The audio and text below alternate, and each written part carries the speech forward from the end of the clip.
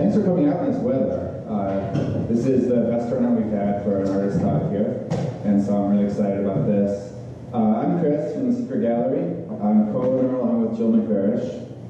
And this month we have Philip Barasch, who is a graphic novelist, graphic short storyist. And he's going to be talking about his work that we have here in the gallery that is going to be here until March 11th. And I think with that, I'll let Philip do his introduction and just talk about, where he came from to here. But we're super thrilled to have you here at the gallery, and this show is gorgeous, and I'm looking forward to this talk. Philip. Hi guys. First, thanks for being here, everybody. And before I talk, and then you can ask questions, I want Jill and Chris to both stand up, because Jill was the curator. She's the curator that got me in this space, and Chris is the instigator of the space. I want to point out how beautiful this space is, and the thing that drew me to it specifically is my work reads really well in here. So, Jill, you got to just stand up for 30 seconds. Thank you. Thank you. Yeah. The thing I want to point out is these guys, they're launching programs in this space that are like really going to be important, and I get to be here, so I just want to say that. Okay, so this is Hand Hewn number 3. Hand Hewn originally was a comic book that I was doing, 8.5 by 11, and of course I should have brought one with me so you could see it, but I didn't. And so I got into the comic book thing because I'm a sequential artist and I'm a storyteller, and that's what I do. I wasn't happy with the way the comic books turned out in terms of reproductions, and realized the only way I could figure out what it is I wanted to do in terms of moving forward would be to get the work up and look at it and see what would work. So there's 2 components to this. There's how I do what I do, and there's how it actually physically manifests itself. The ideas, and I tell this to every artist I know, that the #1 reason to have a show is to see if your ideas are working or not. Anything else is secondary. Everybody wants to sell, and it's great when you sell, but it's more important to see whether the ideas work. So the first thing is to get the work up on the walls and see where they're working, and the second thing is then to determine where that work goes forward, where it moves from there.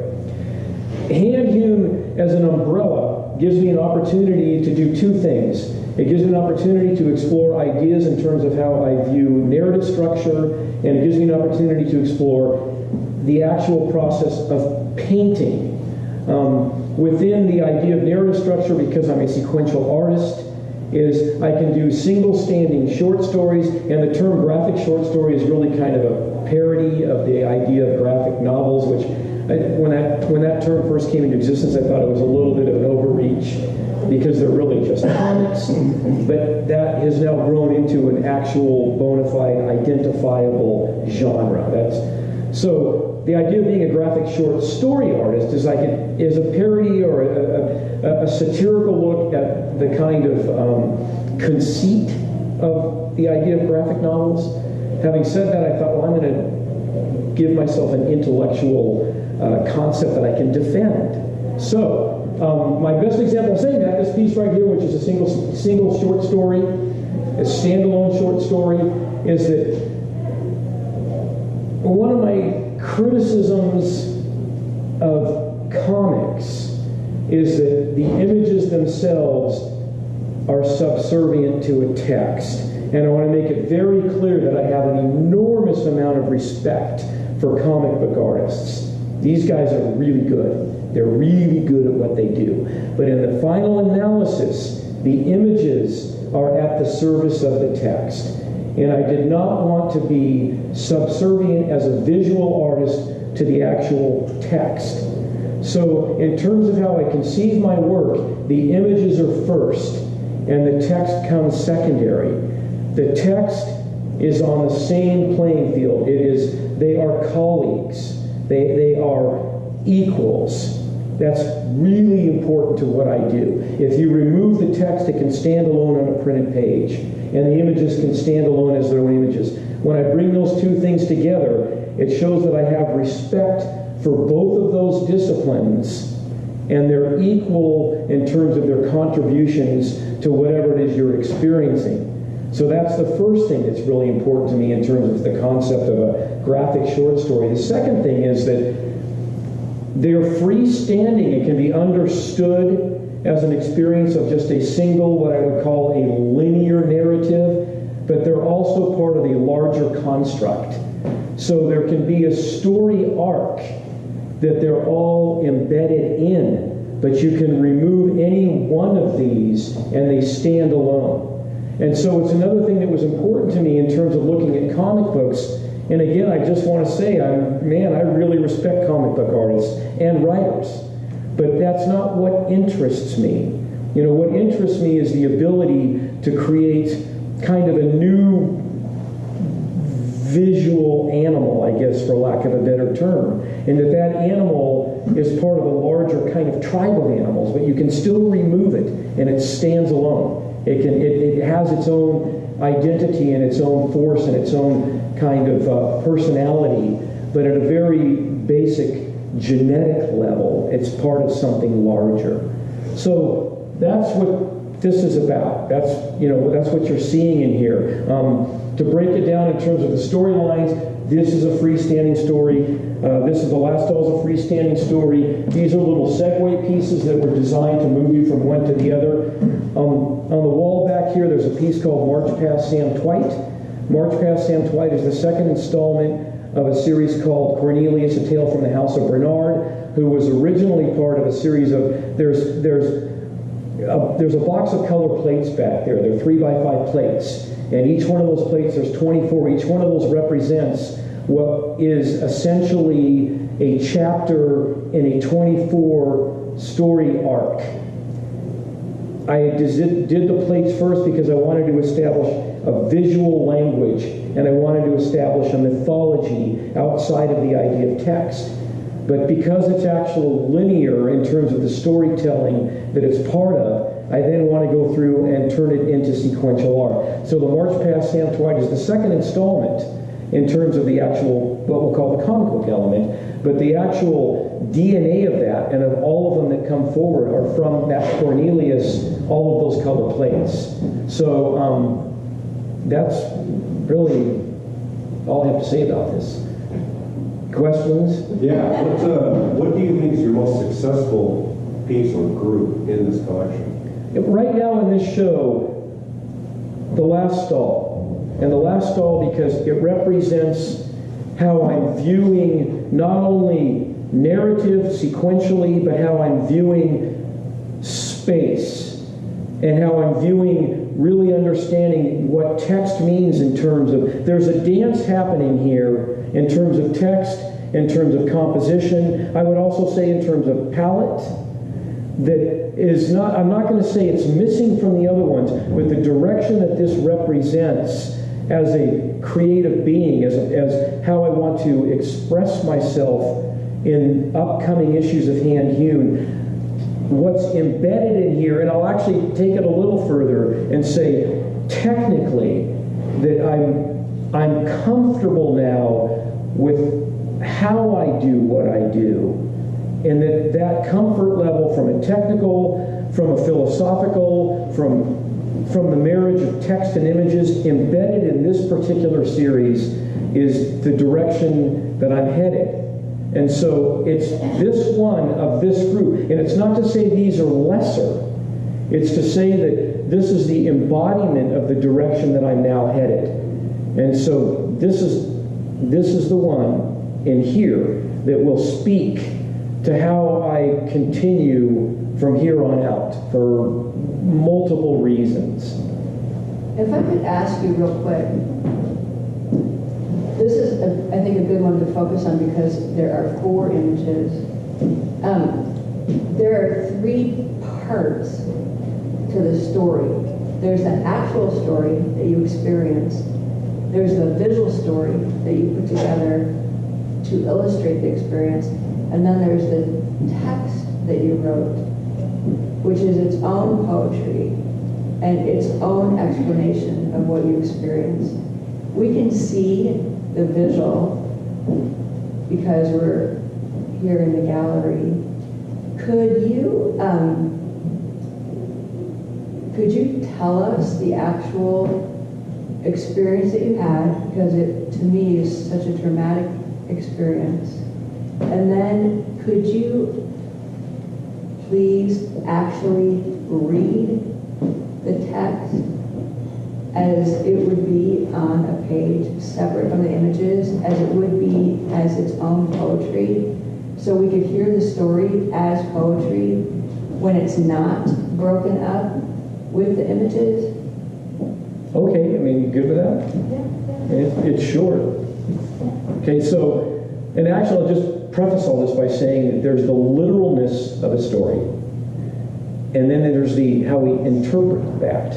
And it's another thing too, and I don't want to beat up too much on comic books, we'll put that in quotes, but there also is a literalness when I'm talking about the subservience of an image to text. There's also a literalness to that, which was something that also doesn't interest me. I just, it doesn't, and I'm not saying one's better or not. That's not what we're talking about. So, the literalness of the story, I was working many, many years ago at Sears Automotive Department in Las Vegas, and everyone there was not very happy with the jobs they have. We're all generating revenue, blah, blah, blah.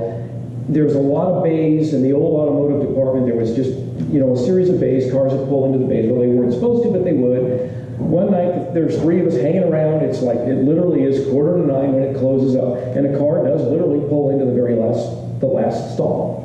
And we just don't want to deal with it. We just do not, we're not, it's like, who is this jerk? We don't want to deal with it. And he's beeping and beeping and beeping on his horn. And we're just hanging out. We're looking across, 100 feet of empty automotive bay, and it's also sunset, so you have the twilight, you have, this truly atmospheric thing. And it was a hot day, it was 110, so there's heat rising, there's all of these things happening visually, and in terms of all the senses, and we're not very happy, and the guy keeps beeping and beeping and beeping, and finally one of them turns to me and says, "Go find out what that guy wants." When I was the one that walked over there, and he rolls down his window and he just says, "I'm crippled and I can't get out of my car and my tires are low." And I knew when I pulled in here to Sears Automotive that somebody would fill those tires up.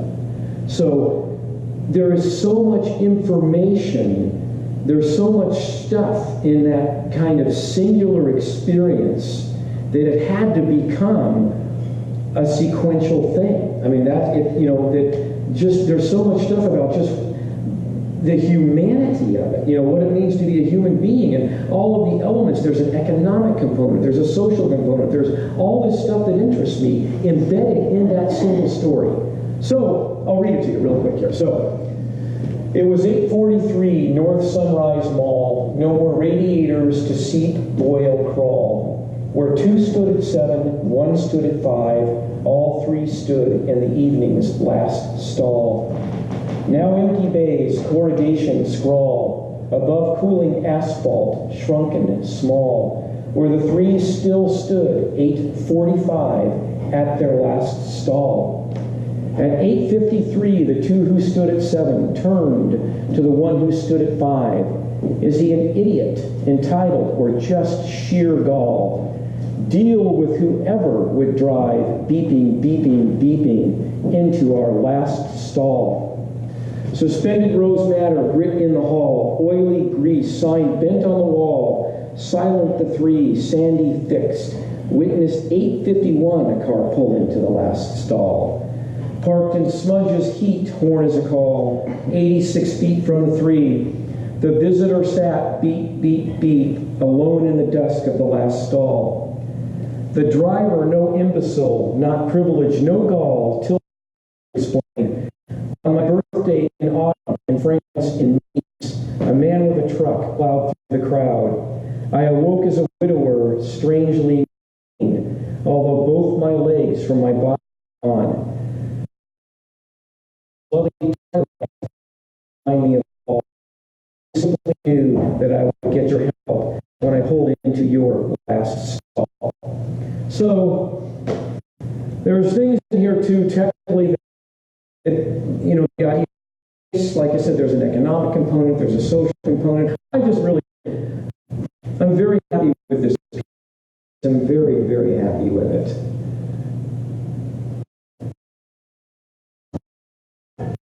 you have this process that you're like, things. And I'm curious, like, how did you start doing this? Did you start out doing like painting and then decide that you wanted to do stories? You wanted to do comics and then Yeah, I've always done comics. So yes. I started reading comics as a little boy. In fact, for those of you that know, Warren Publication did a series of comics, Creepy, Eerie, Vampirella, Famous Monsters. I learned to read like Creepy #3 when I was like 6 or 7. My dad gave that to me. So I've always loved comics. I used to go to all the comic conventions in San Diego. At that time, this would be in the early 70s. They were at the El Cortez Hotel. It's before Comic-Con became what it did. And all the artists from all come and stay in the El Cortez Hotel. They had the convention center rented next door, which was, it's probably, I don't know, 20,000 square feet. They had their tables, they had all their comics. And then after the convention closed, you roamed around the hotel and whatever artist, hotel door open, you went in there and you hung out with the artists. So I've always loved comics. And I started painting, and this is what happened. I mean, that's what happened. When I got into the actual publishing side of things, there was Cornelius and then the two hand Humes. I got involved with the comic world in Portland, which particularly downtown, and there's a gallery called Sequential Art. Borrow might be a better word. So Cable, who's had that gallery for years. Plus you've got Dark Horse. One of the running jokes is the problem is when comic book artists come out to Portland, there's truth to that. I mean, the comic world of Portland is significant. So the answer is, I've always done comics, and then I started painting, and this is what came with it. So that's the answer. Yes. What is your story process like? Oh, yeah, let's talk about that for a second. There's surfaces that work. One is called clayboard. It's a surface laminated to essentially masonite, which are these pieces. These pieces look different pieces. So on the first of all, there's two different things. There's the clayboard, which was originally designed, and they designed a product that was going to mimic and be less costly than working on canvas. And the idea of having to like build your own masonite, as in terms of priming and all the stuff that was involved creating that surface. So they originally designed for that's the reason it's 22 by 30 watercolor paper, standard size is 22 by 30. Stuff that oil painters and work on it too. So that's the clayboard. This is one which is actually a paper that's impregnated with a resin to make it archival. The reason that they came up with that is the acids in linseed oil, if you are an oil painter, start to dissolve the fibrous paper. So in terms of the layout, if you're concerned with being archival, some artists aren't, but those that are concerned wanted a surface that they wouldn't have to worry about dissolving and or yellowing over time. So they created this, they impregnated with a resin to make it archival that then can mimic paper, because it's not mimic paper, but it is paper. So these pieces look like that because of the actual surface. The problem with it is it's kind of brittle. The actual material that makes it archival also makes it a little bit brittle, so you have to think about that. In terms of the storyboards, I lay these things out as paint first. So the images always come first. The text comes much, much later. I see things, lay all the panels, like hand-hewn 4s now in my studio, and it's all the blank panels, and then the images are in place, and then I allow things to come to me that want to work. And a lot of that stuff comes through in terms of maybe photographs. It might be a photograph in the New York Times, wherever it is. There is something that informs my work in an immediate way that I then can take. I mean, I can say steal or borrow. Maybe assimilate might be a better term. I can assimilate imagery taken from more or less pop culture places that inform my work, and in a way that I couldn't if I really was direct and unyielding in terms of how I want to do what I do. It reminds me, because I really want you to talk about how you hung show, because one thing about this show that to me makes this really successful, and just so you know, I didn't know what this was going to look like. Jill, I dropped off the pieces Wednesday. Jill said, I'm going to hang it. I said, I want to walk into the space and see what you did. But can you, for a minute, talk about decisions you made? I mean, I can direct you a specific way here, but when I walked in here, it's not that I was happy. I was surprised. There were certain curatorial decisions that got made that I wouldn't have made. And so we can talk about this one here if you want. I would like you to. So this one, so remove the fact that I like this piece for personal reasons. The way it's hung is not the way I would have hung it, but it's hung better than I would have. And so just decisions you made about how you got things out. Well, I had a really specific plan for your show. Like in the beginning when you came to show me your work, I really liked the painting ones, and I didn't see how comic book pages were going to work at all. The gallery show, it just seemed like it was going to be really confusing. And then I thought, well, maybe you just have like and more paintings and stuff. But then when the show, all pages had to be in it, I had this idea where there would be, you know, the paintings, and then next to it perhaps salon style, all the writing that would complement the painting or something like that. But then after you brought it in, I sat down and started reading them all the way through, and I was like, oh my gosh, these are like, you have to read them all the way through. Like, it's really important. You can't just grab little bits visually here and there and follow the story 1, 2, 3. So it was like Thursday, and we realized that we were going to have to add like a whole nother wall because it just wasn't going to be space to do that. So we pulled out that wall, cleaned up that wall, and wall up, so we could have like a straight way to show the story. So then the rest is kind of logically, right? Like we've got the introduction there, first one, the story. It's kind of the sum up, and these are pieces beautiful. It's like it's sick, and then it's okay, you know that, and then so obviously that one. Way the room laid out, really. I mean, you needed a corner to sit with that one, you needed a corner to sit with that one. Honestly, the reason I hung it down across that wall with that much space. Well, you guys, I mean, it's gorgeous. It's hung, it's really, Never seen this show. it's hung gorgeous. Yeah. I mean, Yeah. it's just absolutely breathtakingly beautiful. So, bravo. It's not just me, it's like the same writer that really went all out to make it right. 'Cause, I mean, they are little stories, you have to live in them, you know, you can't just like bounce around, you gotta like focus there. Yeah. Yeah. Yes. Thank you. As a consumer, I'm the kind of guy who sorts my Skittles up and then makes sure I've got one of each time at the end of the bag. The way the room is like appeals gives me kind of an entry in terms of the flow. Yeah, I agree. Yeah. Yeah. Oh, it's vision, you know, that's like, I usually don't know about something, but once you get into it, it's like, you're, oh my God, I know, this is, you know, this story has its own life. It needs to be that way. Thank you. Well, thank you. This has been really fun. So, what do you think? I don't want to give away, I don't want to wreck it for people who haven't seen it yet, but there was a viewer who came to me last night and said, could you please explain to me, like, is the fly, which is spelled F-W-Y, a fly? I mean, somebody, gallery person, she asked that, and her.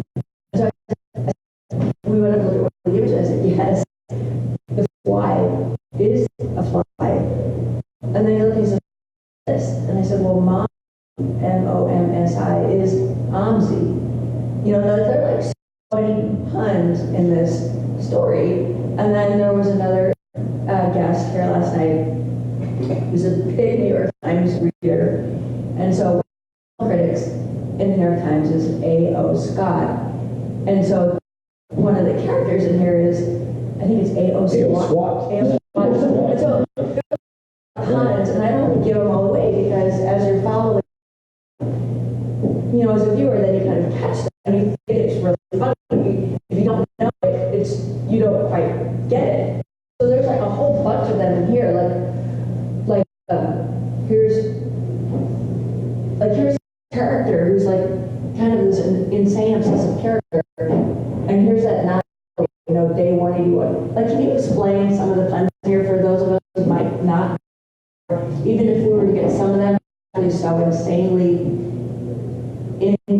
what's the term when something so like if you're so into like you're in your own world and anybody who's not in that world like really wouldn't get it. A little bit, but I want to point out that the character here, Harry Bird, he's actually standing. It's Harry Bird right there. There he is. And he gave me access to his students. Just, so you know, and in 4, his cousin is going to make an appearance. So, and Terry Burt's a color. Right. So here's what is that there's one school of humor that there's stuff that's funny that is funny because it's funny. And actually, Gary Larson also was able to do this with the Far Side. And then there's stuff that's funny, but embedded underneath is it's contained what specific to why it's funny. Puns and parody and satire. So A.O. SWAT.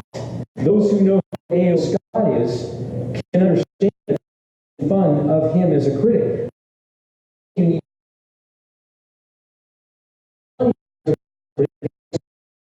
know who he is. It does make it funnier. And you swat fly. Right, exactly. A whole other exactly. So one of the things I'm wanting to achieve is that I'm wanting to achieve the idea that they can enjoy it because in this case, it's but I feel that they're outside, that this is like inside, they're like, oh, he's just being hip and clever, and it's like there's kind of a conceit to that. It is funny. So that's where I kind of depart from. I don't want people to feel left out. Okay, well, for those of us who might feel left out, can you enlighten us on the puns? Because there's an awful lot of them. Yeah, I mean, there's like anyone that's a who knows how to paint. Okay,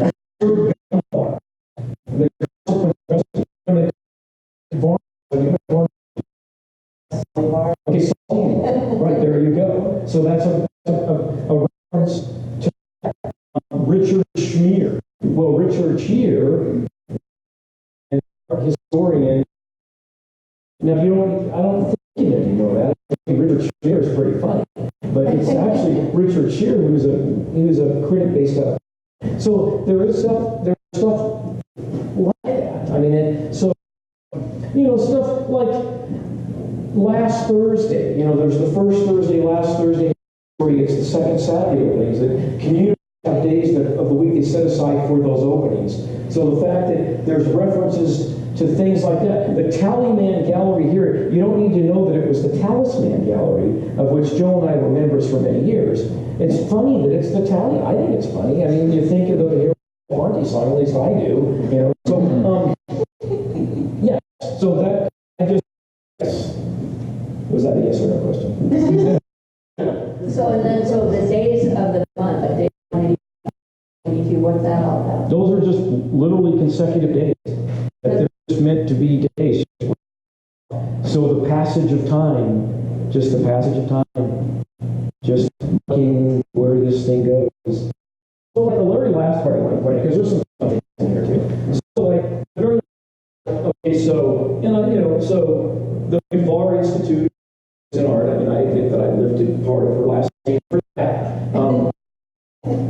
Free last Thursday writers. There's a definite Portland reference, and they're closed on Mondays. And in fact, if you remember the old Will Benton's first claymation piece, which 40 years ago, was the piece he did closed on Mondays, because most of the major institutions, art galleries, are closed on Mondays.